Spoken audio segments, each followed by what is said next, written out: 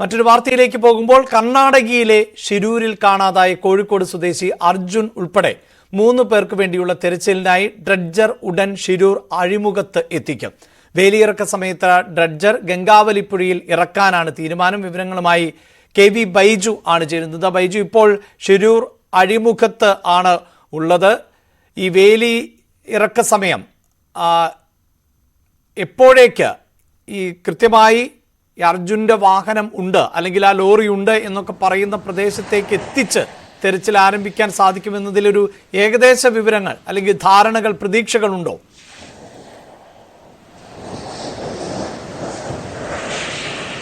തീർച്ചയായും അഭിലാഷേ, ഞാനിപ്പോൾ ഉള്ളത് മഞ്ജുകുനി എന്ന് പറയുന്ന അഴിമുഖത്താണ്. ഇവിടെയാണ് ഈ ഡ്രഡ്ജർ അല്പസമയത്തിനകം എത്തുക.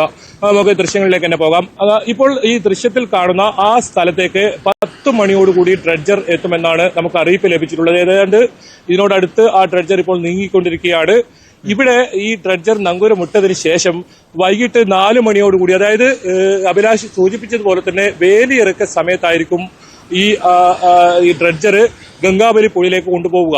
കാരണം വേലിയേറ്റ സമയത്ത് ഈ ഏതെങ്കിലും തരത്തിൽ ഈ പുഴയിൽ ഈ പാലം 2 പാലം കടന്ന് ഗംഗാവലിക്ക് എത്തണമെങ്കിൽ 2 പാലം കടക്കാനുണ്ട്. ആ പാലത്തിലൂടെ കടക്കുന്നത് ബുദ്ധിമുട്ടാകും. അതുകൊണ്ടാണ് വൈകിട്ട് 4 മണിയോടുകൂടി ഇത്തരത്തിൽ ഡ്രഡ്ജർ ഗംഗാവലി പുഴയിൽ എത്തിക്കും എന്ന ഒരു തീരുമാനമെടുത്തിട്ടുള്ളത്. ഏത് സമയത്തും ഡ്രഡ്ജർ നമുക്ക് ഈ ദൃശ്യങ്ങളിൽ കാണുന്ന ഈ സ്ഥലത്ത്, അതായത് ഇതിപ്പോൾ ഈ ഗംഗാവലി പുഴയുടെ അഴിമുഖമാണ്, കടലുമായി ചേരുന്ന ആ സ്ഥലമാണ്. മഞ്ജുകുനി എന്നാണ് ഈ സ്ഥലം പറയുന്നത്. നമുക്ക് കാണാം ദൃശ്യങ്ങളിൽ ഇവിടെ നിന്നും ഈ പുഴ ഈ കടലിലേക്ക് ലയിക്കുന്ന ആ സ്ഥലം. നേരത്തെയൊക്കെ നമ്മൾ ഇവിടെ വന്നിരുന്നതാണ്. വലിയ തോതിൽ വെള്ളം സ്ഥലമാണ്. ഇപ്പോൾ നിൽക്കുന്ന സ്ഥലത്താണോ ഈ ഡ്രഡ്ജർ ഉള്ളത്? അവിടെ നിന്ന് ഈ ഗംഗാവലിയിലേക്ക് എത്ര ദൂരമുണ്ട്?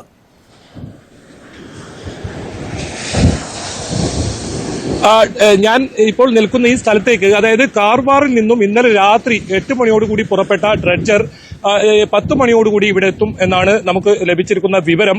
ഇവിടെ നിന്നും ഇനി 3 കിലോമീറ്റർ മാത്രമേ ഈ ഗംഗാവലി പുഴയിലേക്കുള്ളൂ. പക്ഷേ അപ്പോൾ ഇതിൽ നേരിടുന്ന ഏറ്റവും വലിയ പ്രതിസന്ധി 2 പാലം, അതായത് ഒരു റെയിൽവേ പാലവും അതുപോലെ തന്നെ ഒരു വാഹനങ്ങൾ പോകുന്ന ഒരു പാലവും, ഈ 2 പാലത്തിനകത്തുകൂടി കടന്നു വേണം ഗംഗാവലി പുഴയെത്താൻ. ആ പാലത്തിന്റെ ഇടയിലൂടെ കടന്നു പോകുന്നതാണ് ഈ വേലി ഇറക്ക സമയത്ത് ബുദ്ധിമുട്ടുള്ളത്. അതുകൊണ്ടാണ് വേലിയേറ്റ സമയത്ത് ബുദ്ധിമുട്ടുള്ളത്. അതുകൊണ്ടാണ് വേലിയിറക്ക സമയത്തേക്ക് ഈ തീരുമാനിച്ചിട്ടുള്ളത്. എന്തായാലും വൈകിട്ടോടുകൂടി ആ പാലം കടന്ന് പോകാനാണ് തീരുമാനിച്ചിട്ടുള്ളത്. അതിന് ഏതെങ്കിലും തരത്തിൽ സാങ്കേതിക പ്രശ്നങ്ങളൊന്നുമില്ല. അതൊക്കെ പരിശോധന നടത്തിയിരുന്നത് നേവിയുടെ സംഘം അതുപോലെ തന്നെ 10 മണിയോടുകൂടി ഗംഗാവലി പുഴയിൽ പരിശോധന നടത്തുന്നുണ്ട്.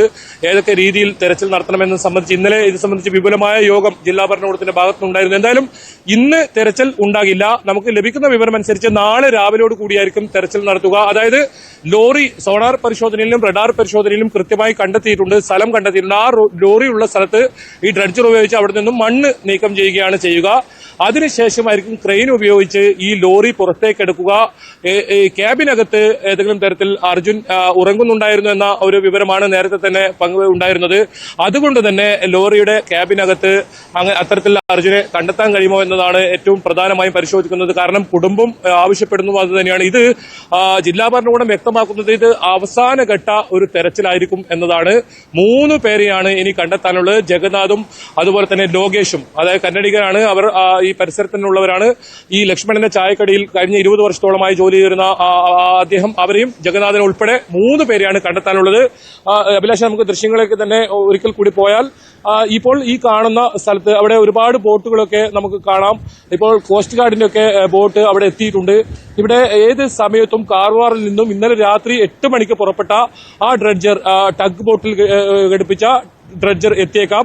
ഇവിടെ നങ്കൂരം ഇട്ടതിന് ശേഷം കാലാവസ്ഥ കൃത്യമായി നോക്കി പാലത്തിന് ഇടയിലൂടെ പോകുന്ന ആ ഒരു പ്രതിസന്ധിയാണ് ഉള്ളത്. അത് കൃത്യമായി ആ സമയം നോക്കി അവർ അതിലേക്ക് കടന്നുപോകും. എന്തായാലും ഇന്ന് വൈകിട്ടോടുകൂടി ഒരു 6 മണിയോടുകൂടി ഈ ഡ്രഡ്ജർ ഗംഗാവലി പുഴയിൽ കൃത്യമായി ലോറി ഉണ്ട് എന്ന് കണ്ടെത്തിയ ആ സ്ഥലത്ത് എത്തിക്കാനാണ് ഇപ്പോൾ പദ്ധതിയിട്ടിട്ടുള്ളത്. ഏതെങ്കിലും തരത്തിൽ കാലാവസ്ഥ നിലവിൽ പ്രതികൂലമൊന്നുമല്ല. ചെറിയ മഴ ഇപ്പോൾ ഉണ്ട്. രാവിലെ നല്ല വെയിലായിരുന്നെങ്കിൽ ഇപ്പോൾ ചെറിയ മഴയുണ്ട്. പക്ഷേ അത് നമ്മൾ അന്വേഷിച്ചപ്പോൾ അത്തരത്തിൽ ഏതെങ്കിലും തരത്തിൽ ഈ തെരച്ചിലിന് അത് അല്ലെങ്കിൽ ഈ ദൗത്യത്തിന് അത് ഏതെങ്കിലും തരത്തിൽ ബുദ്ധിമുട്ടുണ്ടാക്കുന്നില്ല എന്ന് തന്നെയാണ് നമുക്ക് അറിയാൻ സാധിച്ചത്.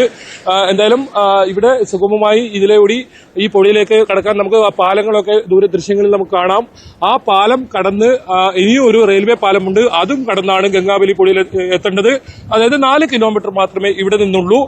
ഏകദേശം 25 മണിക്കൂർ എടുത്താണ് ഗോവയിൽ നിന്നും ഈ ഡ്രഡ്ജർ ഇപ്പോൾ ഇവിടെ എത്തുന്നത്. അത് ഇനി ഏത് സമയത്തും ഇവിടെ എത്താം. അത് അതിന്റെ സഞ്ചാരപാതയിൽ തന്നെയുണ്ട്. ഏതെങ്കിലും തരത്തിൽ തടസ്സമൊന്നും ഇപ്പോൾ അത് നീങ്ങുന്നതിനെ സംബന്ധിച്ച് ഇല്ല. വളരെ പതുക്കെയാണ് അത് വരുന്നത്. കാരണം കാറ്റ്, കടലിലുള്ള കാറ്റൊക്കെ ഏതെങ്കിലും തരത്തിൽ ഇതിനെ ബാധിച്ചാൽ ഈ ഡ്രഡ്ജർ അപകടത്തിൽപ്പെട്ടാൽ അതിന് ഇൻഷുറൻസ് പരിരക്ഷ ഇല്ല എന്നത് തന്നെയാണ് ഏറ്റവും പ്രധാനം. 1 കോടി രൂപയാണ് ഇപ്പോൾ ഇതിന് ചെലവ് വരുന്നത്. ആ 1 കോടി രൂപ ചിലവിട്ടാണ് ഇപ്പോൾ ഇത്തരത്തിൽ ഈ തെരച്ചിൽ, അന്തിമഘട്ട തെരച്ചിൽ നടത്തുന്നത്. ഏതായാലും വലിയ സമ്മർദ്ദം ഉണ്ടായിരുന്നു ഇത് സംബന്ധിച്ച്. അതുകൊണ്ട് തന്നെയാണ് ജില്ലാ ഭരണകൂടം റൈറ്റ്. കെ വി ബൈജു ആണ് ശിരൂരിൽ നിന്നുള്ള വാർത്തയുടെ വിശദാംശങ്ങൾ നൽകിക്കൊണ്ടിരിക്കുന്നത്. അർജുനെ കാണാതായത് മുതൽ ഏറ്റവും ആധികാരികമായി തന്നെയാണ് ബൈജു അവിടെ നിന്നുള്ള വിവരങ്ങൾ പ്രേക്ഷകരിലേക്ക് പങ്കുവച്ചുകൊണ്ടിരുന്നത്. ഇനി അർജുന്റെ ഒരു തിരിച്ചുവരവ് കുടുംബം പോലും പ്രതീക്ഷിക്കുന്നില്ല. പക്ഷേ എന്താണ് അർജുന് സംഭവിച്ചത് എന്നറിയാൻ ആണ് ആ കുടുംബത്തിന്റെ പരിശ്രമം. അതിനുവേണ്ടി ജില്ലാ ഭരണകൂടവും കർണാടക സർക്കാരുമെല്ലാം